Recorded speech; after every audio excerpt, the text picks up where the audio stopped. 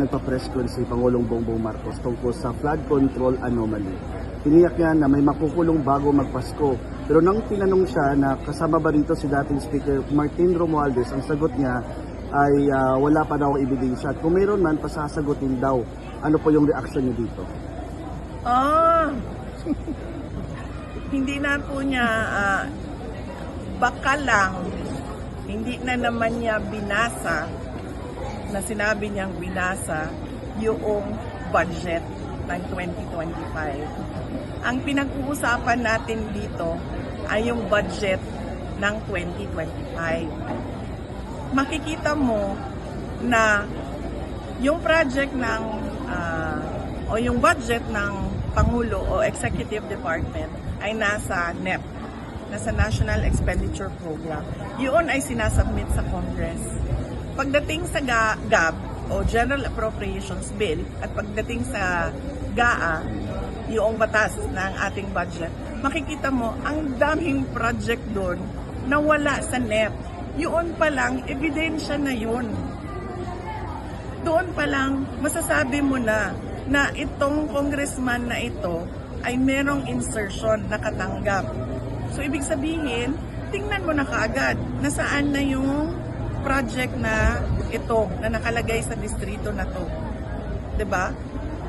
Ang pinaka-ebidensya natin dito ay ang 2025 budget. Huwag na tayo lumayo kasi doon makikita mo ang siningit ng Kongreso na mga projects. Dapat doon nakatutok ang kanilang investigasyon. At paano natin nasabi na ebidensya yon kontra kay Martin Romualdez? Dahil pagdaan sa House, lumobo yung pera, lumaki yung budget galing sa NEP. O so, sino ba ang mag-uutos nun? Yung mga congressman na kung saan-saan lang? Siyempre yung leader, yung speaker. Pangalawa, sinabi ko na at sinabi namin during a cabinet meeting nung ako ay nasa Department of Education, nahihirapan kami kasi kinuha ang school building program ng opisina ng speaker at chinap-chap nila yung school building program, pinamimigay nila sa mga kaalyado nila o gusto nilang tulungan ng mga congressman. Noon pa, alam na niya. O kung hindi man niya alam, basahin niya ang 2025 budget. At doon siya magsimula, magtanong, mag-imbestiga.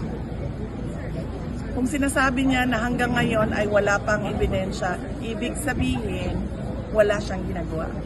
Dapat isali si Martin Romualdez. Dapat isali si Bongbong Marcos kasi siya ang pumirma ng 2025 GAA. In fact, meron tayong question, di ba, sa 2025 GAA natin na nasa Supreme Court na sinasabing unconstitutional ang ating budget. Di ba? Sa iyo pa lang, presidente ka, pag dumating yun sa harap mo, sabihin na natin hindi mo kaya basahin yan kung ilang 100,000 pages yan. Pero meron kang mga tao na isa-isa titingnan lahat yon. Tama ba ito? Tama ba ito? Tama ba ito? Bago mo siya pirmahan. Yun ang panigurado mo. Yun ang oath mo sa batas under our Constitution na faithful yung ating budget sa pera, sa paggawa at sa paggamit. Therefore, lahat ng mga anomalya doon kasama ang Pangulo. Kasi naging batas lang naman yun dahil sa pirma niya eh.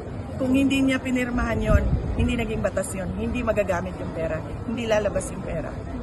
Isali sa makukulong vice bago magpasko. Oo, pwede na niyang ikulong ang sarili niya. Aminin na niya na ano talaga, meron siyang pagkukulang. At hindi lang maliit na pagkukulang ha, malaking pagkukulang. Meron siyang malaking pagkukulang sa kanyang trabaho para sa ating bayan. Kaya pwede na niyang ikulong ang sarili niya.